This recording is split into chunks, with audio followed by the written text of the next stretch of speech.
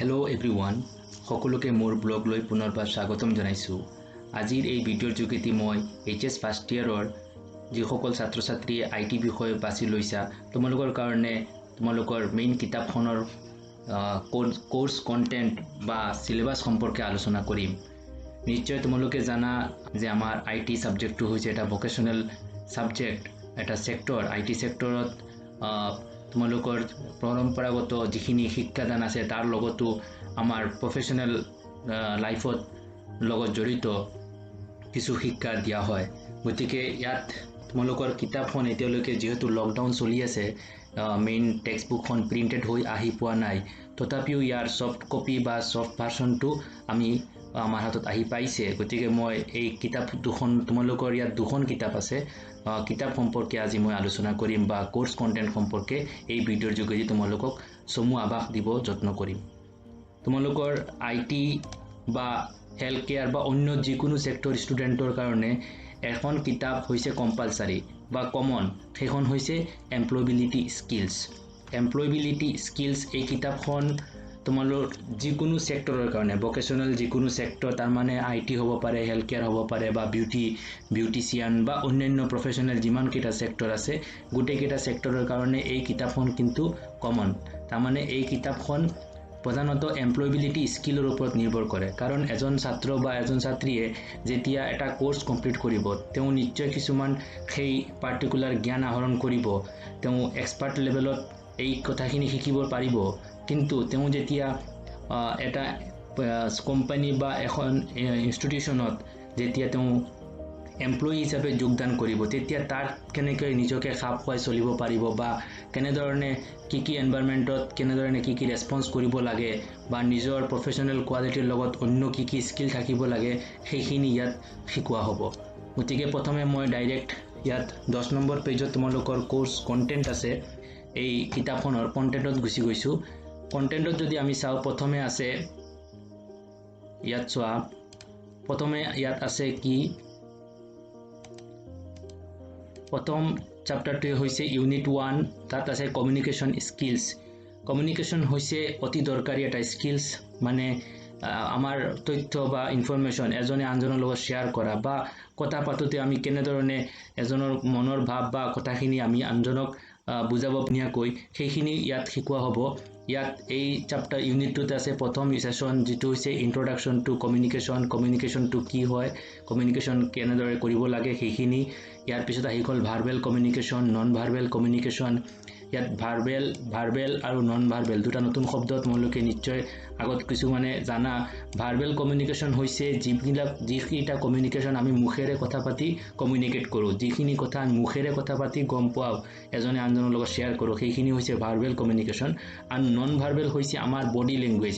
আমি বহুত সময়ত আমাৰ কথাখিনি মুখেৰে নকলেও আমাৰ বডি লেংগুৱেজে সেই মেছেজটো বা সেই ভাৱখিনি প্ৰকাশ কৰি দিয়ে। গতিকে সেইখিনি হৈছে নন ভাৰ্বেল কমিউনিকেশ্যন। তাৰ ভিতৰতো আমাৰ মুখেৰে কথা ক'লেও আমাৰ ফিজিকেল হেণ্ড মুভমেণ্ট বা বডি লেংগুৱেজ, এই গোটেইখিনি কথা আহি গ'ল। তোমালোকৰ ফিজিকেল জেষ্টাৰ্ছ বুলি কোৱা হয় তাত। এই সম্পৰ্কে আমি অকণমান বিতংভাৱে আমি আলোচনা কৰিম যেতিয়া আমি এই ইউনিটটো পঢ়িম। ইয়াৰ পিছত আহি গ'ল তোমালোকৰ প্ৰনাউন্সিয়েশ্যন বেচিক্স। এটা শব্দ যেতিয়া আমি টাইপ কৰিব লাগে, তাৰ কাৰণে যাতে বানানটো শুদ্ধ হয়, স্পেলিং মিষ্টেক নহওক, তাৰ কাৰণে লাগিব প্ৰনাউন্সিয়েশ্যনটো শুদ্ধকৈ কৰিব লাগিব। কেনেকৈ প্ৰনাউন্স শুদ্ধকৈ কৰিব পাৰি সেইখিনি সম্পৰ্কে এই ছেশ্যনত অধ্যয়ন কৰিব পাৰিবা। ইয়াৰ পিছত আহি গ'ল কমিউনিকেশ্যন ষ্টাইলছ।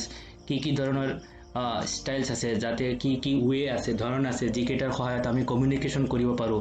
এছাৰ্টিভ মানে পজিটিভ আমি কমিউনিকেশ্যনটো হয়, যাতে এজনৰ যিটো কথা ক'ব বিচাৰিছে সেইটো সেই ধৰণে কমিউনিকেট হ'ব পাৰে। তাৰ কাৰণে আমি ষ্টাইল কি আছে সেইখিনি শিকিম। তাৰপিছত আহি গ'ল ৰিফিউজিং স্কিল, মানে মানা কৰিব লাগে, কিবা বস্তু তুমি ন ক'ব লাগে, কিন্তু সেই ন কোৱাটো পলাইটনেছ থাকিব লাগিব, ভদ্ৰতা থাকিব লাগিব। ভদ্ৰভাৱে কেনেকৈ আমি কিবা বস্তু ৰিফিউজ কৰিব পাৰোঁ, ৰিফিউজিং বা ৰিফিউজেল স্কিলছ, এই সম্পৰ্কে এই ছেশ্যনত শিকোৱা হ'ব। ইয়াৰ পিছত ছেশ্যন 7 এনেকৈ আছে writing skill, parts of speech. এইবিলাক অকণমান গ্ৰামাৰৰ লগত জড়িত আছে। তাত তোমালোকে জেনেৰেল ইংলিছত অলৰেডি এইবিলাক শিকি আহিছা 9-10ত। ইয়াৰ পিছত আহি গ'ল টকিং এবাউট সেলফ নিজৰ সম্পৰ্কে যদি কোনোবাই সোধে যে tell me about your self এইবিলাক বেছিভাগ প্ৰশ্ন তোমালোকৰ যেতিয়া কিবা চাকৰিৰ কাৰণে এপ্লাই কৰিবা ইণ্টাৰভিউৰ সময়ত সোধা প্ৰশ্ন বা তুমি চাকৰি পোৱাৰ পিছতো এটা কোম্পানীত যদি তুমি নিজকে ইষ্টাবলিছ কৰিব লাগে বা এটা অৰ্গেনাইজেশ্যনৰ চাকৰিটো আৰু যদি প্ৰমোশ্যন কৰি যাব লাগে সেইখিনিৰ কাৰণে এই কমিউনিকেশ্যন স্কিলছখিনি অতি দৰকাৰী বা এমপ্লয়েবিলিটি স্কিলৰ এই কিতাপখনৰ মূল উদ্দেশ্য সেইখিনিয়ে ইয়াৰ পিছত আহি গ'ল কনভাৰচেশ্যনত আস্কিং কুৱেশ্যনছ কেনেদৰে কুৱেশ্যন কৰিব পাৰোঁ সেই কুৱেশ্যনখিনিৰ ৱে কিছুমান শিকোৱা হ'ব টকিং এবাউট ফেমিলি নিজৰ ফেমিলি সম্পৰ্কে কোৱা ডেছক্ৰাইবিং হেবিটছ এণ্ড ৰুটিন প্ৰত্যেক মানুহৰে কিছু হেবিটছ থাকে ৰুটিন থাকে সেই ৰুটিন বা হেবিটছ সম্পৰ্কে কেনেকৈ আমি আনক ক'ব পাৰোঁ সেই সম্পৰ্কে ইয়াত শিকোৱা হ'ব আস্কিং ফৰ ডাইৰেকশ্যনৰ কাৰণে কেনেকৈ সুধিব লাগে বা কোনোবা যদি তোমাক ডাইৰেকশ্যন সোধে যে ইয়াৰ পৰা গুৱাহাটীলৈ যোৱা ৰাস্তাটো তুমি কৈ দিব লাগে বা আৰু ওচৰে কৰবা এটা এড্ৰেছ সোধে সেইখিনি ডাইৰেকশ্যন কেনেকৈ দিব পাৰি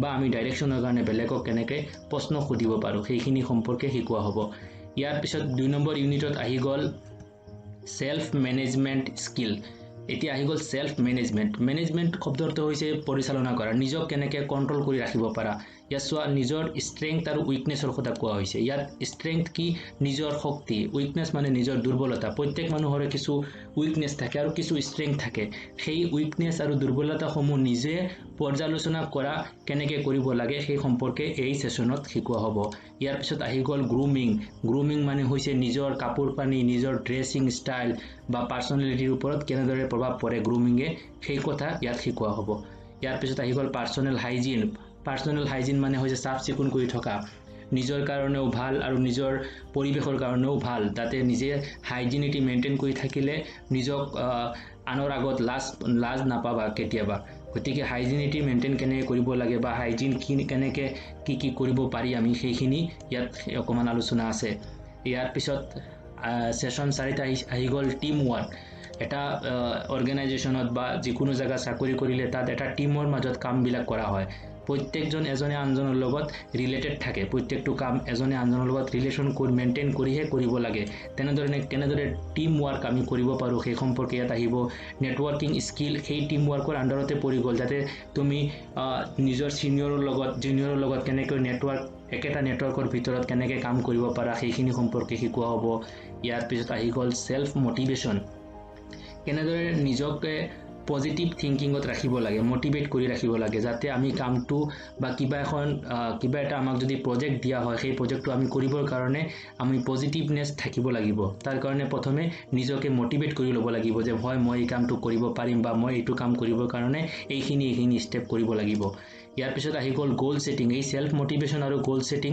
এটা আনটোৰ লগত ৰিলেটেড এটা গোল সেট থাকিব লাগিব যে এইখিনি কাম কৰিব পাৰিম আজিৰ ভিতৰত বা কালিৰ ভিতৰত মই এইখিনি কাম কৰিব লাগিব তেনেধৰণে গোলটো সেট কৰি ল'ব লাগিব ইয়াৰ পিছত আহি গ'ল টাইম মেনেজমেণ্ট এই তিনিটা পইণ্ট এটা আনটোৰ লগত ৰিলেটেড টাইম মেনেজমেণ্টটো অতিকৈ দৰকাৰী কাৰণ আমি যদি যিকোনো জেগাতে নাযাওঁ কিয় আমি যদি চিম্পল হিচাপত তোমালোকৰ পৰীক্ষাৰ কথা আলোচনা কৰোঁ এক্সাম্পল হিচাপে লওঁ পৰীক্ষাৰ সময়ত আমি বহুত সময়ত টাইমটো মেনেজ কৰিব নোৱাৰোঁ কাৰণ আমি আগতে সেই টাইমটো মেনেজমেণ্টৰ কাৰণে কোনো ধৰণৰ প্ৰেক্টিছ দিয়া নাই তেনেধৰণে দৈনন্দিন জীৱনতো আমাৰ টাইম মেনেজমেণ্ট বা যিকোনো পৰিৱেশতো আমাৰ টাইম মেনেজমেণ্টটো অতি দৰকাৰী এই চেপ্টাৰত 3 নম্বৰ ইউনিটটো আহি গ'ল ইনফৰমেশ্যন এণ্ড কমিউনিকেশ্যন টেকনলজি ইয়াতে আছে আমাৰ IT ৰিলেটেড কথাখিনি যেহেতু এই কিতাপখন এমপ্লয়েবিলিটি স্কিল যিখন কিতাপ এইখন প্ৰত্যেকটো সেক্টৰৰ কাৰণে দৰকাৰী আৰু আজিকালি তোমালোকে জানা IT নহ'লে কোনো তাৰ সেক্টৰতে কাম সম্ভৱ নহয় প্ৰত্যেকটো সেক্টৰতে লাগিলে হেল্থ কেয়াৰ হওক এডুকেশ্যন হওক বা অন্যান্য বেংকিং সেক্টৰ হওক যিকোনো সেক্টৰতে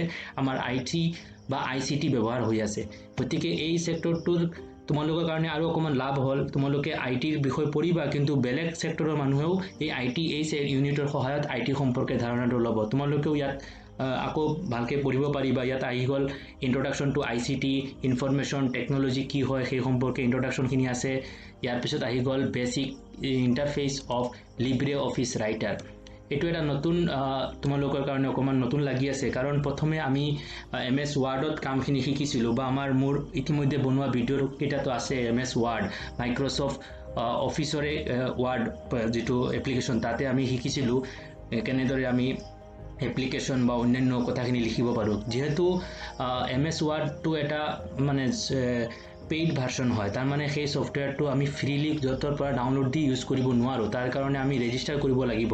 কিন্তু গভৰ্ণমেণ্টে কি কৰিছে, কিতাপত তেনেধৰণে কষ্টলি কোনো ধৰণৰ ছফ্টৱেৰ দিব বিচৰা নাই। গতিকে কি কৰিছে, ইয়াত লিব্ৰে অফিচ ৰাইটাৰ নামৰ এটা ছফ্টৱেৰ আছে, এটা ছফ্টৱেৰ পেকেজ আছে, অফিচ পেকেজ।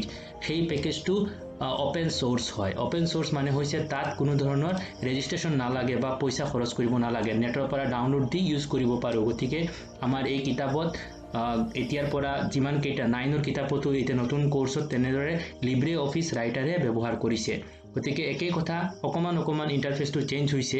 বাকী গোটেইখিনি মই যেতিয়া ক্লাছ ডিটেইলছ হিচাপত বুজাম তোমালোকক একদম সহজ লাগিব এইখিনি গোটেইখিনি কথা। ইয়াতে আহি গ'ল আইটিৰ লগত জড়িত saving, closing, opening and printing document. কিবা এটা ডকুমেণ্ট কেনেকৈ ছেভ কৰিব লাগে, ক্ল'জ কৰিব লাগে, অপেন কৰিব লাগে বা প্ৰিণ্ট কৰি ৰাখিব পাৰে। এইখিনি একদম সহজ, এদিনতে এই গোটেইকেইটা আমি কাভাৰ কৰিব পাৰিম। ইয়াৰ পিছত আহি গ'ল formatting text in a ward document. এটা ডকুমেণ্ট, যিকোনো ডকুমেণ্ট আমি ৱাৰ্ড ডকুমেণ্ট লৈ কেনেকৈ ফৰ্মেট কৰি ৰাখিব পাৰোঁ, মানে ফৰ্মেটিংটো শিকাব। ইয়াৰ পিছত আহি গ'ল চেকিং স্পেলিং এণ্ড গ্ৰামাৰ। ICTৰ এইটো যিটো আমাৰ লিব্ৰে অফিচ ৰাইটাৰ বা অন্যান্য ৱাৰ্ড প্ৰচেছৰসমূহত এটা সুবিধা থাকে যে স্পেলিং চেক কৰা আৰু গ্ৰামাৰটো চেক কৰা, যে স্পেলিং কিবা ভুল হ'ল নেকি। ভুল হ'লে তাত ৰঙা আঁচ আহিব, আৰু যদি গ্ৰামাৰ কিবা মিষ্টেক হৈছে তাতে অকণমান গ্ৰীণ কালাৰৰ এটা তোমাক ৱাৰ্ণিং দিব। তেনেদৰে আমি কম্পিউটাৰৰ সহায়ত স্পেলিং আৰু গ্ৰামাৰ আমি চেক কৰিব পাৰোঁ। ইয়াৰ পিছত আহি গ'ল 6 নম্বৰ ছেশ্যনত আহি গ'ল 6 নম্বৰ ছেশ্যনত চোৱা ইনচাৰ্টিং লিষ্ট, টেবলছ, পিকচাৰ্ছ, শ্বেপছ। সেই গোটেইখিনি কথা আমি লিব্ৰে অফিচ ৰাইটাৰ চেপ্টাৰটো যেতিয়া এদিন মই আলোচনা কৰিম, তোমালোকে একদম সহজে বুজি পাব পাৰিবা। এতিয়া খালি চাই লোৱা কি কি আছে। ইয়াৰ পিছত আহি গ'ল হেডাৰ, ফুটাৰ আৰু পেজ নাম্বাৰ কেনেকৈ আমি এড কৰিব পাৰোঁ। এই হেডাৰ, ফুটাৰ আৰু পেজ নাম্বাৰ এড কৰা কেনেকৈ কৰিব লাগে তাৰ সম্পৰ্কে মই এই চেপ্টাৰটো ৰিলেটেড এটা ভিডিঅ' বনাই ৰাখিছোঁ, তোমালোকে চাব পাৰিবা, ইউটিউব চেনেলত আছে মোৰ। আৰু তাত মই খালি ছফ্টৱেৰটো আছিলে MS ৱাৰ্ড আৰু ইয়াত আছে লিব্ৰে অফিচ ৰাইটাৰ, সেইখিনিয়ে চেঞ্জ, বাকী গোটেইখিনি একে কথা। তাৰপিছত আহি গ'ল tracking changes in LibreOffice Writer. কি ধৰণৰ চেঞ্জ হৈছে, সেই চেঞ্জখিনি আমি কেনেধৰণে এটা ট্ৰেক কৰি ৰাখিব পাৰোঁ, চাব পাৰোঁ, সেই সম্পৰ্কে আলোচনা কৰা হ'ব 8 নম্বৰ ছেশ্যনত। এইকেইটাই হৈছে ICT বা information technology related top sessions, আৰু সেইকেইটা শিকোৱা হ'ব ইয়াত। ইয়াৰ পিছত আহি গ'ল ইউনিট 4ত এণ্টাৰপ্ৰেনাৰশ্বিপ স্কিলছ। এটা কথা ইয়াত দেখা পাইছা, এণ্টাৰপ্ৰেনাৰশ্বিপ আজিৰ যুগত অতিকে দৰকাৰী, কাৰণ এতিয়া যি অৱস্থা হৈছে, জব পোৱাটো অতি সহজে জব পোৱাটো এটা টান হৈ গৈছে, টান কাম হৈ গৈছে। গতিকে কি হৈছে, গভৰ্ণমেণ্টে বিচাৰিছে যে জবটো ক্ৰিয়েট হওক। সকলোৱে যদি জব বিচাৰে তেতিয়াহ'লে জবটো ক্ৰিয়েশ্যন কোনে কৰিব, এজনেতো জব বনাব লাগিব, জব এনভাইৰনমেণ্ট ক্ৰিয়েট কৰিব লাগিব। তাৰ কাৰণে গভৰ্ণমেণ্টে বিচাৰিছে যে ষ্টুডেণ্টৰ ফালৰ পৰা এনেকুৱা কিছুমান বিজনেছমেন ওলাওক, এনেকুৱা কিছুমান এণ্টাৰপ্ৰেনাৰ ওলাওক যিসকলে জব জেনেৰেট কৰিব পাৰে। গতিকে এই এণ্টাৰপ্ৰেনাৰশ্বিপ হৈছে এনে কিছুমান ব্যক্তি যিসকলে কিছুমান নতুন ইন'ভেটিভ ৱেত সিহঁতে এটা বিজনেছ আইডিয়া ডেভেলপ কৰে, যাৰ সহায়ত কি হয়, নিজেও আত্মনিৰ্ভৰশীল হ'ব, ছেল্ফ এমপ্লয়মেণ্ট পাব। তাৰপিছত আহি গ'ল বেলেগকো চাকৰি দিব পাৰিব। গতিকে ইয়াত চোৱা তোমালোকে ইন্ট্ৰডাকশ্যন টু এণ্টাৰপ্ৰেনাৰশ্বিপটো কি হয় সেই সম্পৰ্কে আলোচনা হ'ব। এটা কথা মনত ৰাখিবা, এণ্টাৰপ্ৰেনাৰশ্বিপ শব্দৰ পৰা এইটো নুবুজায় যে কোনোবা এজনে দোকান এখন খুলিছে তেওঁ এণ্টাৰপ্ৰেনাৰশ্বিপ হৈ গ'ল, বা বিজনেছ এটা কৰিছে তেওঁ এণ্টাৰপ্ৰেনাৰশ্বিপ নহয়। এণ্টাৰপ্ৰেনাৰশ্বিপ হৈছে ইন'ভেটিভ ৱে, অকণমান বেলেগ ধৰণে কিবা এটা কৰা, যিটো অলৰেডি ইয়াত মাৰ্কেটত নাই, কিন্তু তেওঁৰ দ্বাৰা সেই ইন'ভেশ্যনটো আহিছে আৰু সেই ইন'ভেশ্যনৰ সহায়ত এটা নতুনকৈ এটা এনভাইৰনমেণ্ট ক্ৰিয়েট হৈছে, এটা নতুন ফিল্ড জেনেৰেট হৈছে। তেনেধৰণে মানুহসকলকহে এণ্টাৰপ্ৰেনাৰ বুলি কোৱা হয়। ইয়াত চোৱা ভেলুজ অফ এণ্টাৰপ্ৰেনাৰ, অলৰেডি মই ক'লোঁ কি গুৰুত্ব আছে। এটিটিউড অফ এন এণ্টাৰপ্ৰেনাৰ, এজন এণ্টাৰপ্ৰেনাৰ হোৱাৰ কাৰণে তেওঁৰ এটিটিউড কি হ'ব লাগিব, কি ধৰণে তেওঁ কাম কৰি যাব লাগিব, সেই সম্পৰ্কে আলোচনা হ'ব। তাৰপিছত থিংকিং লাইক এ এণ্টাৰপ্ৰেনাৰ, একেই কথা, ইয়াত দুইটা একে। এণ্টাৰপ্ৰেনাৰ হোৱাৰ কাৰণে এটিটিউড লাগিব আৰু তেওঁ এজন লিডাৰ বা এজন ইন'ভেটাৰ হিচাপত নিজে থিংকিং কৰিব লাগিব। তাৰপিছত coming up with a business idea এটা তেওঁৰ মগজুত আহিব লাগিব, অকণমান বেলেগ, যিটো মানে কাৰ্যকৰী হয়, মাৰ্কেটত চলে। আণ্ডাৰষ্টেণ্ডিং দ্য মাৰ্কেট, গতিকে মাৰ্কেটটো প্ৰথমে তেওঁ আণ্ডাৰষ্টেণ্ড কৰিব লাগিব, বুজি পাব লাগিব যে মাৰ্কেটত কি নিড আছে, আৰু কাস্টমাৰৰ কি নিড বৰ্তমানে লাগে, মাৰ্কেটত বৰ্তমানে কি এভেইলেবল আছে, কাস্টমাৰৰ কি ৰিকুৱাৰমেণ্টছ, গোটেইখিনি তেওঁ আণ্ডাৰষ্টেণ্ড কৰাৰ পিছতহে তেওঁ এটা বিজনেছ প্লেনিং কৰিব পাৰিব। এই কথাখিনি তোমালোকে এই ইউনিটটোত শিকিবা, এণ্টাৰপ্ৰেনাৰশ্বিপ স্কিলছ 4 নম্বৰ ইউনিট। 5 নম্বৰ যিটো ইউনিট আছে সেইটো হ'ল গ্ৰীণ স্কিলছ। এই গ্ৰীণ স্কিলছ গোটেইখিনি আল্টিমেটলি তোমালোকৰ এই এনভাইৰনমেণ্টৰ লগত জড়িত। জানা তোমালোকে আমাৰ পৰিৱেশৰ পৰা আমি বহুতখিনি ৰিচোৰ্চ পাওঁ, যেনে আমাৰ নেচাৰেল ৰিচোৰ্চ যেনে পেট্ৰলিয়াম আছে, কয়লা আছে বা অন্যান্য নেচাৰেল ৰিচোৰ্চসমূহ সম্পৰ্কে ইয়াত আলোচনা কৰা হ'ব। ইয়াত আছে ছেক্টৰছ অফ গ্ৰীণ ইকনমি, সেউজীয়া যিখন ইকনমি আছে, গ্ৰীণ ইকনমিৰ কি ছেক্টৰ আছে সেই সম্পৰ্কে আলোচনা হ'ব। তাৰপিছত policies for a green economy, green ইকনমিৰ কি পলিচি আছে, পলিচি সম্পৰ্কে শিকোৱা হ'ব। ইয়াৰ পিছত আহি গ'ল stakeholders in green economy, green ইকনমিসকলৰ লিডাৰসকল কোন হয় বা কি পৰ্যায়ৰ কাম কৰিব পৰা যায় সেই সম্পৰ্কে আলোচনা হ'ব। ইয়াৰ পিছত আহি গ'ল গভৰ্ণমেণ্ট এণ্ড প্ৰাইভেট এজেঞ্চিজ, কি গভৰ্ণমেণ্ট আৰু প্ৰাইভেট এজেঞ্চি আছে যিসকলে গ্ৰীণ স্কিলছ সম্পৰ্কে মেইনটেইন কৰি ৰাখে, পৰ্যালোচনা কৰে। ইয়াৰ পিছতো এইখিনি হৈ গ'ল তোমালোকৰ 5টা ইউনিট আছে এই কিতাপখন, যিখন হৈছে এমপ্লয়বিলিটি স্কিলছ। এই এমপ্লয়বিলিটি স্কিলখন সম্পূৰ্ণ হিচাপত প্ৰত্যেকটো ছেক্টৰৰ কাৰণে লাগিব, গতিকে এই কিতাপখনত এই 5টা ইউনিটে পঢ়িব লাগিব। এতিয়া আহি গ'ল তোমালোকৰ আইটিৰ কাৰণে ডেডিকেটেড কিতাপ, যিখন হৈছে CRM ডমেষ্টিক ভইচ। আমাৰ আইটি বিষয়ত একোটা জব ৰুল ছেট কৰা থাকে একোটা লেভেলত, য'ত 9 আৰু 10ৰ কাৰণে আছে ডমেষ্টিক ডাটা এণ্ট্ৰি অপাৰেটৰ। তেওঁলোকৰ জব ৰুল হৈছে ডমেষ্টিক ডাটা এণ্ট্ৰি অপাৰেটৰ। আৰু ইয়াত আছে তোমালোকৰ CRM ডমেষ্টিক ভইচ। CRM হৈছে কাষ্টমাৰ ৰিলেশ্যনশ্বিপ মেনেজমেণ্ট। এজন কাষ্টমাৰ ৰিলেশ্যনশ্বিপ মেনেজাৰৰ কাম হৈছে কাষ্টমাৰৰ লগত ৰিলেশ্যনশ্বিপটো বিল্ড আপ কৰা, যাতে কোম্পানীৰ যিকোনো ছাৰ্ভিচ সেৱা আদি কাষ্টমাৰে ভালকৈ পাব পাৰে বা তেওঁ প্ৰডাক্টটো চেল হ'ব পাৰে, সেইখিনি তেওঁ মেইনটেইন কৰি ৰাখিব পাৰে। গতিকে এই তোমালোকৰ জব ৰুল হৈছে এই হায়াৰ ছেকেণ্ডেৰী লেভেলত CRM ডমেষ্টিক ভইচ। আৰু ইয়াৰ কাৰণে তোমালোকৰ কি কোৱালিটি থাকিব লাগিব সেই কোৰ্চ কণ্টেণ্টটো চোৱা তোমালোকে। ইয়াত কোৰ্চ কণ্টেণ্টত আছে চোৱা, 1 নম্বৰত আছে ইউনিট 1ত আছে ITES ইণ্ডাষ্ট্ৰী, মানে IT হৈছে ইনফৰমেশ্যন টেকনলজি, ES মানে হৈছে এনেবল্ড ছাৰ্ভিচেছ। কোনকেইটা ছাৰ্ভিচত ITES ব্যৱহাৰ হয় বা IT ব্যৱহাৰ হয় সেই ইণ্ডাষ্ট্ৰীসমূহৰ সম্পৰ্কে ইয়াত আলোচনা হ'ব ইউনিট 1ত। ইউনিট 2ত আছে CRM domestic voice representative training. এজন CRM হোৱাৰ কাৰণে তেওঁক কি ধৰণৰ ট্ৰেইন কৰা হয়, কি ধৰণৰ ট্ৰেইনিং তেওঁৰ দৰকাৰ হ'ব, সেই ট্ৰেইনিং সম্পৰ্কে ইয়াত আলোচনা হ'ব। ইউনিট 3ত আছে আউটবাউণ্ড কলছ। এজন CRMে যেতিয়া কোনোবা কাষ্টমাৰক কল কৰিব কিবা প্ৰডাক্ট সম্পৰ্কে বা কিবা ছাৰ্ভিচ সম্পৰ্কে আলোচনা কৰাৰ কাৰণে বা মানুহক কনভিন্স কৰাৰ কাৰণে, কাষ্টমাৰক কনভিন্স কৰাৰ কাৰণে, তেতিয়া কি ৱেত তেওঁ ইণ্টাৰেক্ট কৰিব পাৰিব লাগিব সেইখিনি ইয়াত শিকোৱা হ'ব। কল 2 ধৰণৰ হয়, এটা হৈছে আউটবাউণ্ড আৰু এটা আছে ইনবাউণ্ড। ইনবাউণ্ড হৈছে যেতিয়া কোনোবা এজন কাষ্টমাৰে কিবা কমপ্লেইণ্ট হওক বা কিবা এটা অসুবিধা পোৱাৰ কাৰণে যদি কাষ্টমাৰ কেয়াৰক কল কৰে তেতিয়া হ'ব সেইটো ইনবাউণ্ড। আৰু আউটবাউণ্ড হৈছে যেতিয়া এজন ৰিপ্ৰেজেণ্টেটিভে কাষ্টমাৰক কল কৰিব নিৰ্দিষ্ট এটা গোল আগত ৰাখি, তেতিয়া হ'ব সেইটো আউটবাউণ্ড। এতিয়া আহি গ'ল ইউনিট 4। ইউনিট 4ত তোমালোকে চোৱা কি শিকোৱা হ'ব, using CRM application. CRM application হৈছে কাষ্টমাৰ ৰিলেশ্যনশ্বিপ মেনেজমেণ্ট কৰা এটা ছফ্টৱেৰ। কাৰণ কাষ্টমাৰ ৰিলেশ্যনশ্বিপ মেনেজমেণ্ট অকলে মানুহে কৰাটো সম্ভৱ নহয়, কাৰণ একোটা কোম্পানীৰ হিউজ এমাউণ্টৰ কাষ্টমাৰ থাকে, গোটেই কেইজন কাষ্টমাৰক মেনেজ কৰাটো সম্ভৱ নহয়, তাৰ কাৰণে কিছুমান ছফ্টৱেৰ ব্যৱহাৰ কৰা হয়। নিশ্চয় তোমালোকে উদাহৰণ হিচাপে ধৰি লোৱা মোবাইলত বহুত সময়ত কাষ্টমাৰ কেয়াৰৰ পৰা অট'মেটিক কল আহে, মেছেজ আহে, য'ত কোনো মানুহে কথা নাপাতে, আগৰ পৰা ৰেকৰ্ড কৰি থকা কিছুমান কথা আহে যে ইয়াত 1ত ক্লিক কৰা, 2ত ক্লিক কৰা, এনেকৈ কিছুমান মেছেজ বা অডিঅ' কল অট'মেটিক আহে। সেইবিলাক হৈছে একজনে CRMে মেনেজ কৰা, এপ্লিকেশ্যনটোৱে মেনেজ কৰা একোটা মানে সেৱা বা ছাৰ্ভিচ।